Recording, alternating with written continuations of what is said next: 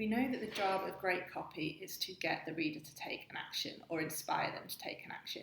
But what if we took it up a level? So lots of copywriters will finish at that thought. If they've done that, they've done their job.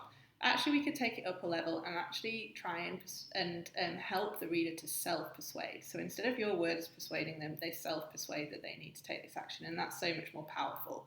So there's 3 ways we can do this. Number 1 is to address all the what-ifs, the buts and maybes they might have in their head. So address every single barrier in your copy, so they persuade every time they are saying no in their head, they're actually persuading themselves, actually, it's fine, they've addressed this and it's fine. The second way is to use social proof. So people are much more likely to persuade themselves that they need something if they can see their peer group are needing it and using it too. And the third is to give people small wins. So we see it, say in copywriting, we're selling the transformation, not the product or service, and that's true. But quite often we sell the big wins. So what's going to happen in a year, in 5 years, the transformation. But actually the transformation can be very small. So what could happen the day after they use your service? What's the little win they'll get?